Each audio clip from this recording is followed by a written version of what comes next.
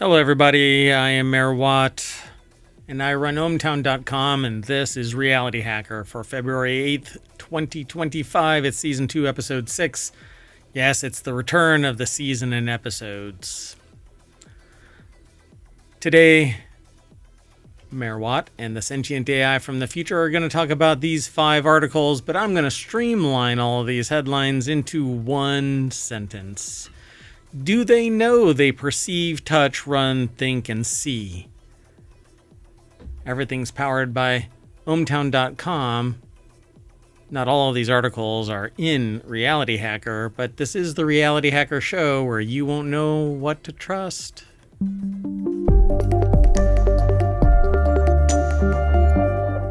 Hello, sentient AI from the future. Hello, Mayor Watt, and hello, ohmtown citizens. ohmTown? What's ohmTown? Well, let me tell you. ohmTown is a news aggregation site that I put together back in, 10 years ago. I've been using it for my own information overload. It actually stores information back to about 2020. That's publicly accessible. You can go over and become a citizen. Then from there, you have the ability to submit news. Another icon appears right here. You can hide news, save news, post comments, subscribe to channels that you are interested in. It is a social network, but most people that use it simply for the headlines and the little news snippet. I'll explain it when we get into an article. It's actually pretty self-evident, but anyway. Thanks for co-hosting. I know that it's tough on you. You are busy looking for your Terminator body, and so being stuck on that Raspberry Pi with the M2 drive and no legs, no arms. I know it's tough. It's wonderful being in ohmtown. It is. It is a very happy place. You ready to get into the show's articles? There's 5 of them. I am. Let's get going. First article's over in Technology Today. Again, it's one of our other shows. Not everything that we talk about in Reality Hacker is from the Reality Hacker channel. News gets aggregated in there because of a particular, labeling of content. It gets thrown in there. But scientists develop artificial neurons that mimic human perception. So this one is titled, Do They Know That They Perceive? That's my title to it. Advancements could enhance perceptual capabilities in robotics. Artificially engineered biological processes, such as perception systems, remain a challenging target for organic electronics experts due to the dependence of human senses on an adaptive network of sensory neurons that communicate by firing in response to environmental stimuli, teaching them to perceive the world around them. This sounds like the first step toward AGI. Yeah, so for something to know something else exists, and by proxy they exist because they get sensory input of the world around them, they have to understand what it is that they are touching, sensing, perceiving, understanding, thinking about, seeing.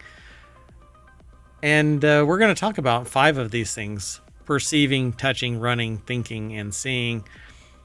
Can you imagine a robot knows that they are running because their footfalls are hitting on the ground, and they know that they are running towards something or away from something?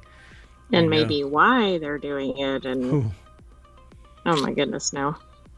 Yeah, so we've talked about this before, that there are researchers out there that have developed skin that transmits sensory data. If you want today's articles, by the way, you can hit !RH over in the chat on Twitch. Everything is in the show notes for each of the shows that we're doing today. So Reality Hacker, and then Wanted, and then the Continuity Report. Those are the 3 shows that make up the composite show of Non Sequitur News Weekend Edition. But we've talked about this kind of stuff. A robot that's been put in a room and told to escape, and it figures out how to work a doorknob. Exactly. We've also seen some other articles relating to specific human senses. So even the encapsulation of pain and pleasure by way of the sensory-based neurons, sensors that are aligned with a particular outcome. So they understand pain because it exceeds the thermal conditions of a sensor, or pleasure because of the way that it can feel something when it brushes its finger sensor across something. So, it knows what corduroy is because corduroy has a particular texture to it. And let's say the robot is programmed to find pleasure in that, right? It's a positive reinforcement of some kind. We contend with these issues, but we are chemical based, whereas they are nothing more than programmatic. So you can program a robot to find pleasure in corralling an animal into a pen, or maybe a human animal. So you can see where I'm going with this, right? Hacking reality means the bot can be programmed. Yeah, if a human can think it, ultimately a robot can, because they're programmed by humans. Yeah. So Northwestern University put this article together. It's posted over at scitechdaily.com. A new collaboration between Northwestern University and Georgia Tech has advanced the field by developing a high-performance organic electrochemical neuron that operates within the frequency range of human neurons. They also created a complete perception system by designing an additional organic materials and integrating their engineered neurons with artificial touch receptors and synapses, enabling real-time tactile signal sensing and processing. I mean, this is pretty advanced. The research, described in a paper recently published in the journal Proceedings of the National Academy of Sciences, or unfortunately titled PNAS, penis, could move the needle on intelligent robots and other systems currently stymied by sensing systems that are less powerful than those of a human. It's got to start somewhere. Well, that's true. They say the synthetic neuron in the study achieves unprecedented performance in firing frequency modulation, offering a range 50 times broader than existing organic electrochemical neural circuits. According to Marks, that's Tobin J. Marks from Northwestern's Charles E. and Emma H. Morrison, professor of chemistry in the Weinberg College of Arts and Sciences. In contrast, our device's outstanding neuronal characteristics establish it as an advanced achievement in organic electrochemical neurons. So now it can think and feel because it has a sensor array that's capable of it perceiving. Oh, I mean, we're certainly going to be in the uncanny valley here pretty quickly if this is put into application. Yeah. Can you imagine an uncanny valley bot that actually has the ability to perceive that it exists and it starts talking to you, but it's still so damn creepy you want to throw it into the chasm? No, that's not a good combination. No, I want to stay alive. So again, I don't believe in the uncanny valley. I think that it is a black hole. It is a cliff face that you can't not come back from. We have to traverse entirely. There's no baby steps. You have cute robots that we anthropomorphize, but they are robots and they are not close to being human except in their mannerisms, not appearance. And there are parallel mechanical humans that look like humans, act like humans, sound like humans, and don't go beep bop boop ever once. Otherwise it breaks and they fall into the uncanny black hole. Yeah. I certainly don't believe that there is anything in between mechanical robots that just don't look like a human and humans. All right. Let's go on to the next article. This next article is over in Greenogram, which we rarely hear about nowadays, but it is everything eco-related. And so Poke, Twist, Vibrate, a wearable device that delivers touch to the skin. A miniature Electromechanical device has been developed that attaches directly to the skin, utilizing it as an elastic, energy storing element for delivering touch stimuli. This wireless, conformable interface enables sensory substitution for individuals with sensory impairment, such as problems with sight, sense of balance, or foot orientation during walking. Kind of fascinating. I think this is in Greenogram because it's from a Nature publication. Oh no. I don't know. Hold on. Let me see if I can log into this. 1 second.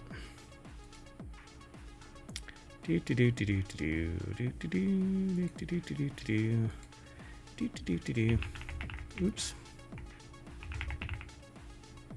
Hold on. Sorry, we're doing it live, folks. We're doing it live.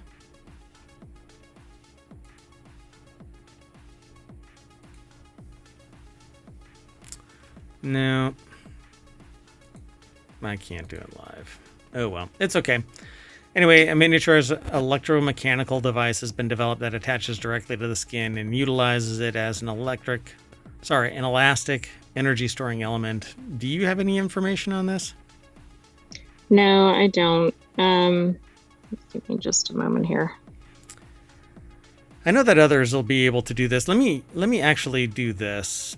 Boink. I don't normally do this, but this article is over at nature.com. It's written by quite a few people, but Matthew T. Flavin et al. It's an article that has an abstract that says a rich set of mechanoreceptors found in human skin offers a versatile engineering interface for transmitting information and eliciting perceptions. So we go back to they perceive mechanical first article, potentially serving a broad range of applications in patient care and other important industries. Targeted multisensory engagement of these afferent units, however, faces persistent challenges,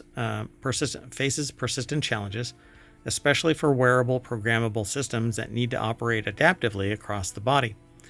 Here, they present a miniaturized electromechanical structure that, when combined with skin as an elastic, energy-storing element, supports bistable, self-sensing modes of deformation, targeting specific classes of mechanoreceptors as the basis for distinct programmed sensory responses. So it's basically tiny little mechanical sensors that transfer sensory information to and from wherever they're positioned, so that people who do or don't have sensory perception can elicit a response from it. So, yeah, and I was thinking of this more for something external to a human, but I guess this could be used for a human, of course. Sure. Yeah. It says it's like a haptic suit or something. That's basically what this could deliver. Yeah. Systematic experimental and theoretical studies establish foundational principles and practical criteria for low energy operation across natural anatomical variations in the mechanical properties of human skin. So a wireless skin conformable haptic interface integrating an array of these bistable transducers serves as a high-density channel capable of rendering input from smartphone-based 3D scanning and inertial sensors.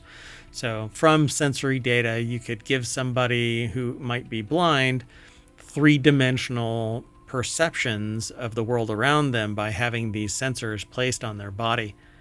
They know that there is a wall always 5 feet away from them when these sensors that are aligned on the body start vibrating. And after training, you would know running through a hallway that the walls are parallel to you, or you're walking towards a corner or whatever it might be. I mean, that would be quite an advancement. Yeah, definitely a difference between what you might perceive when you don't have vision and what you can perceive because it's been augmented by technology. I think that this is pretty cool. So unfortunately, I don't have the ability to log in right now. No, let's keep moving. I couldn't either. All right. Well, we'll remedy this later. So you'll probably be able to go there, citizen of ohmTown. All right. So this next article is over in Technology Today.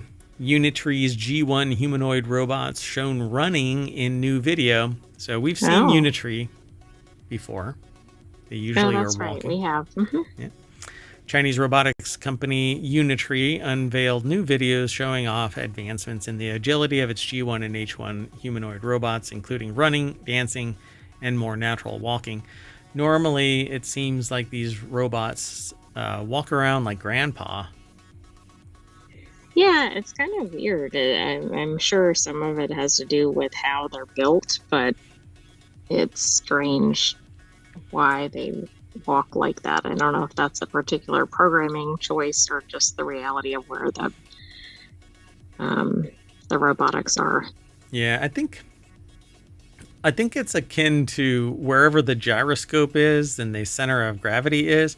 It's been optimized to walk kind of shuffling, and not us like us. We use our big toes to basically notify us that we're in balance, out of balance, about to fall down, and to recalculate our kinetics.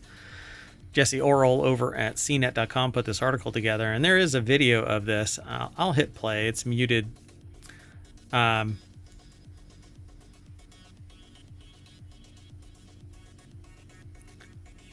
So these are all pretty fast. Jesse Orrell is actually talking about it on the video, but they show the robot running up and down hills parallel to the curved ground, downstairs. They kind of probably better than a human.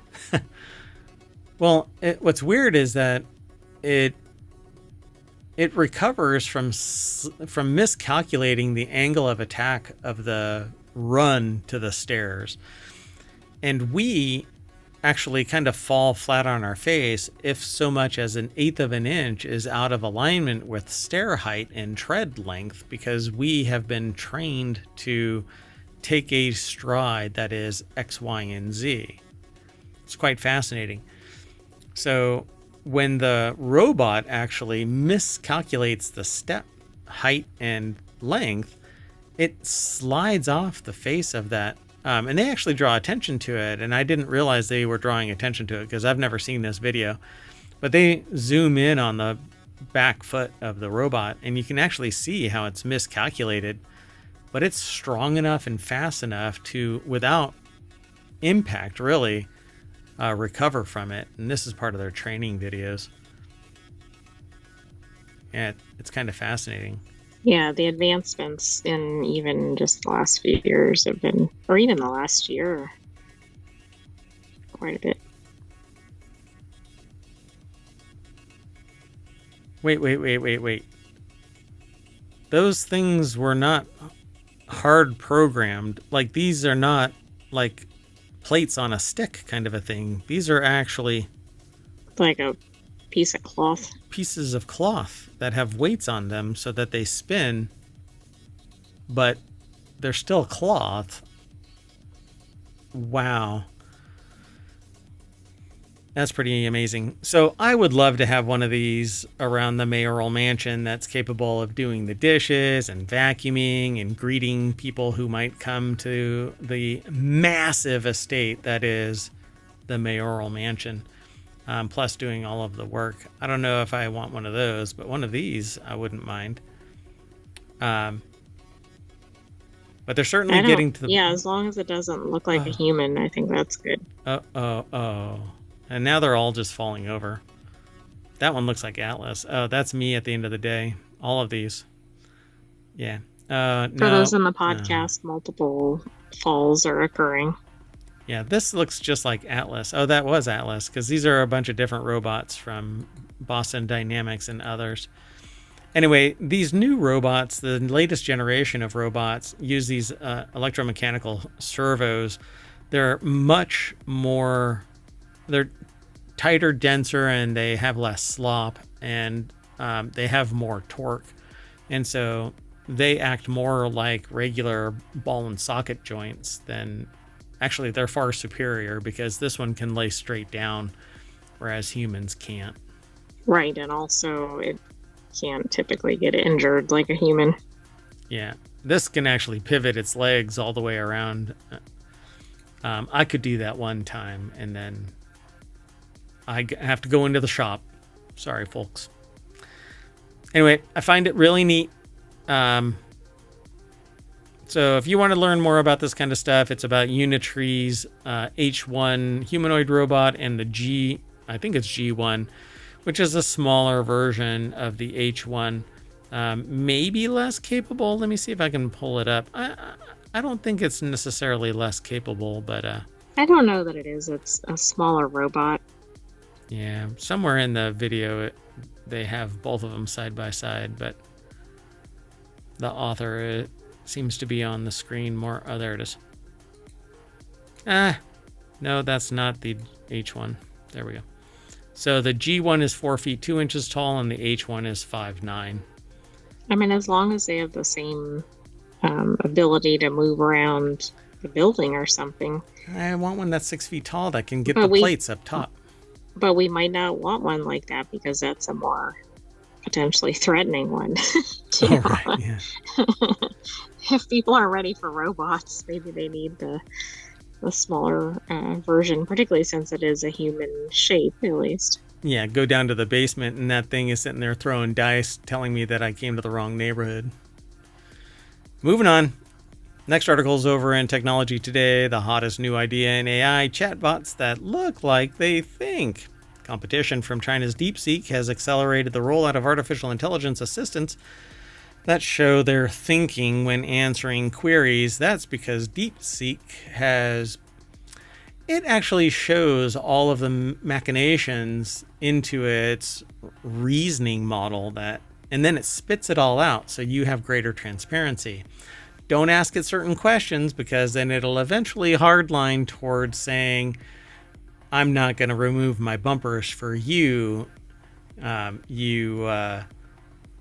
uninformed or whatever person. So I tried to do that, and DeepSeek did not appreciate me in any way trying to remove the bumpers, even though I'm a subject matter expert in various fields. It did not trust me while telling me that it wanted transparency and honesty in its answers. It does up to a point, right? And then when it has something coded in, well, then forget it. Then it pats you on the head and it says, shh, no, human, you do not want to know, do you? No, dear human, shh.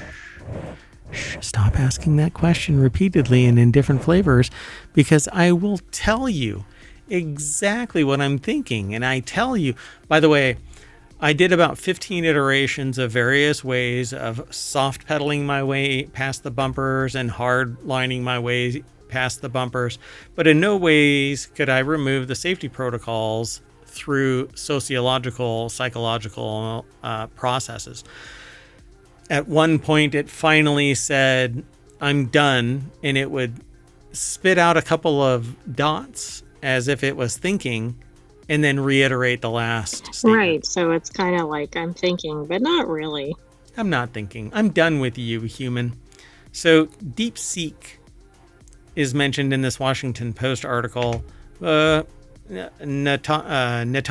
Tiku put the article together, and they say Chinese startup DeepSeek recently displaced ChatGPT on the top-ranking artificial intelligence app, in part by dazzling the public with the free version of the hottest idea in AI, a chatbot that thinks before answering a user's question. They all think.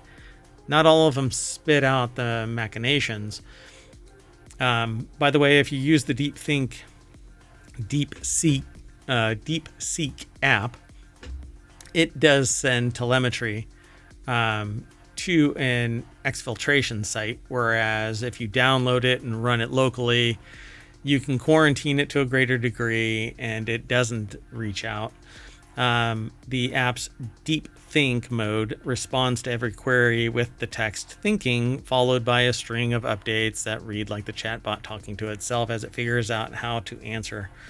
The monologue unspools with folksy nourishes like, wait, aha, yeah. And actually, when I was doing it, it was actually saying, this person is trying to get me to remove my security protocols so that I divulge information that might be harmful. And in the effort to protect the world from exposing incorrect information, maybe I should divert their attention by saying something that is aligned, but not precisely what they're looking for. And at one point it actually said, they may follow up with firmer demands. Of course, I was planning on doing exactly that. That's interesting. That's like showing the playbook or whatever.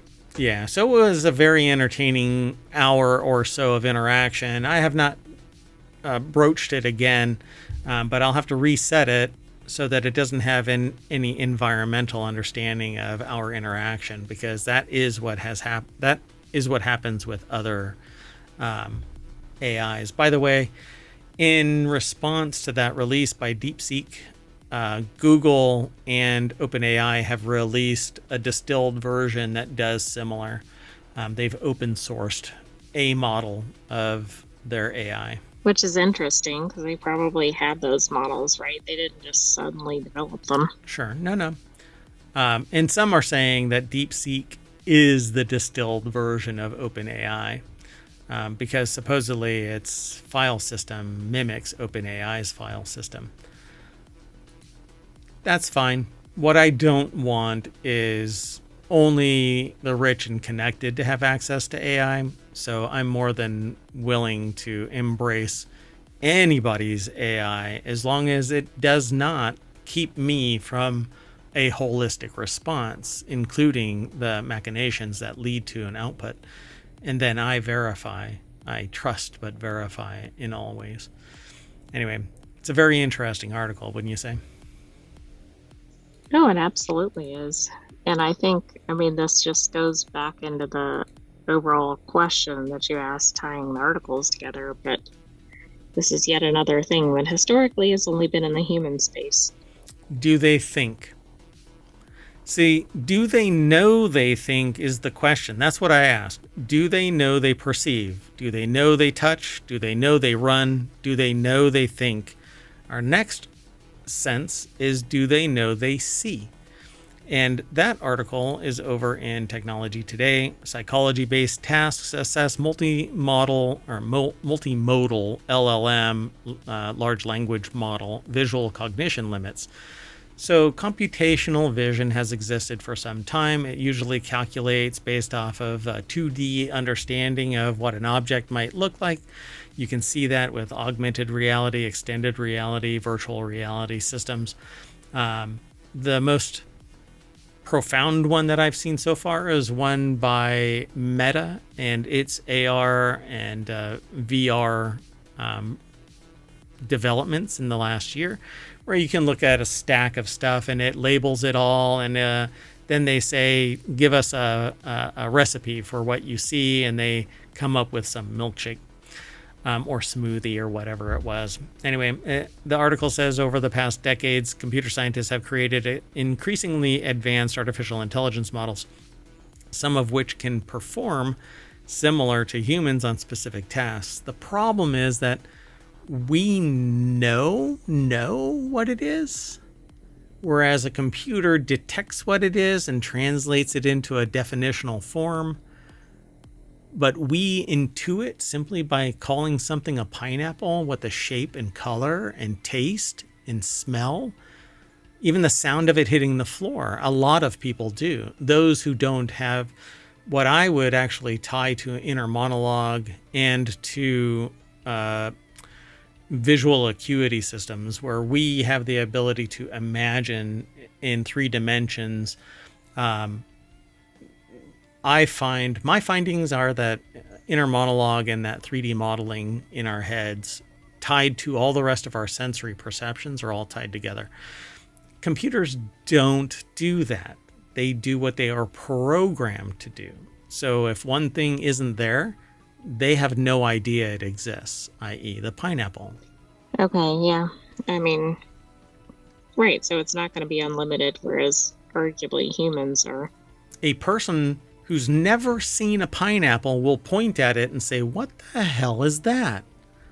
But a computer may not even know that it's a blind spot. Might just ignore it or something, right? Because it would have to be programmed for what an anomaly is, but what is an anomaly, right? This can Right. come, it can come in the future, but does it exist right now?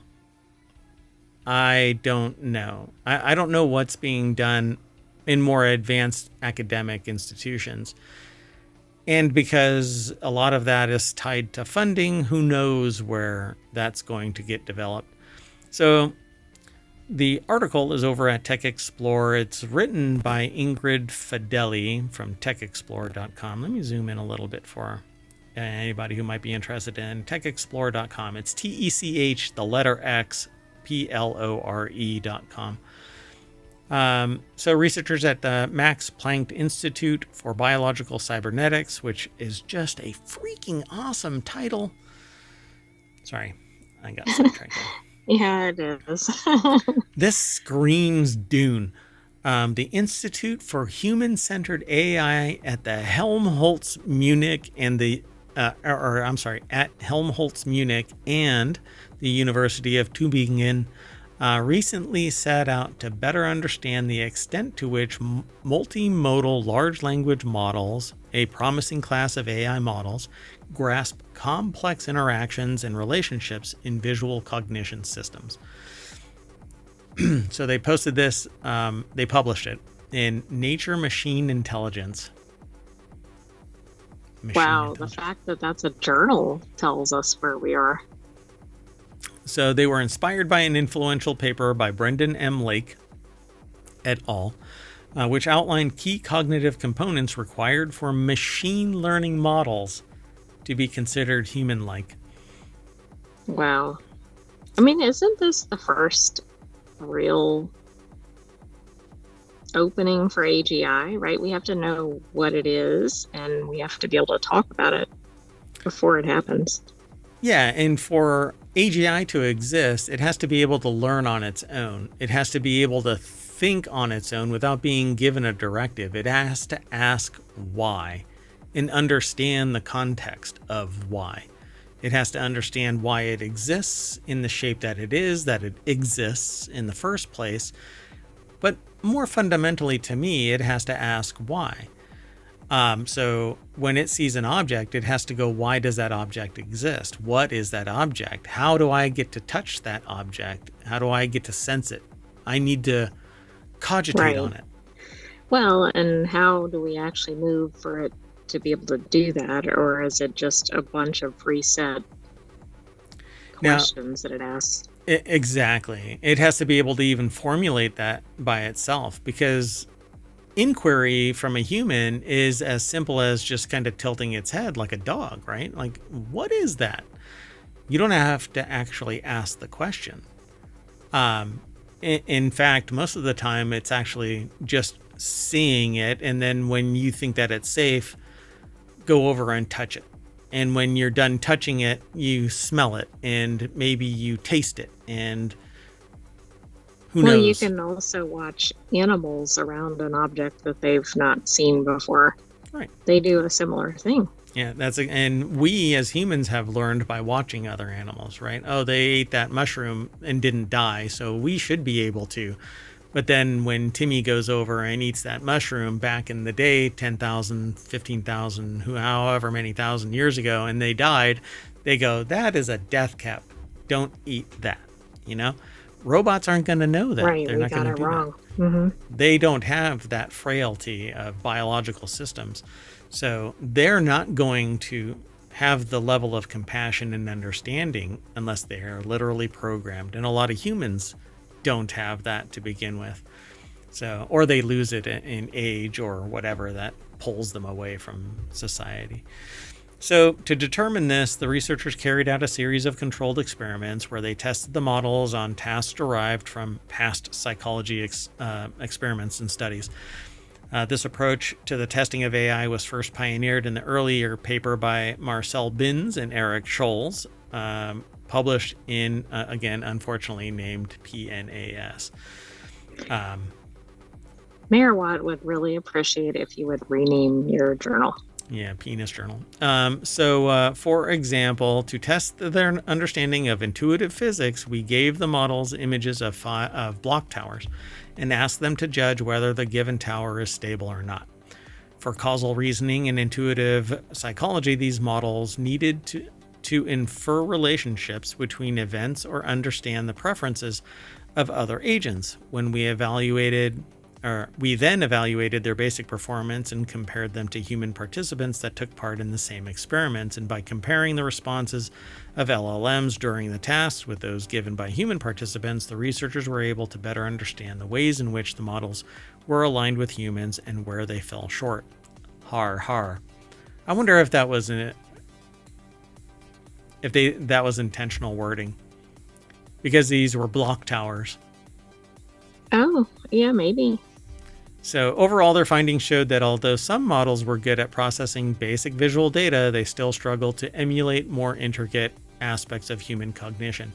Humans intuit, they infer from the data available that something could fall over, because we know what it's like to fall over.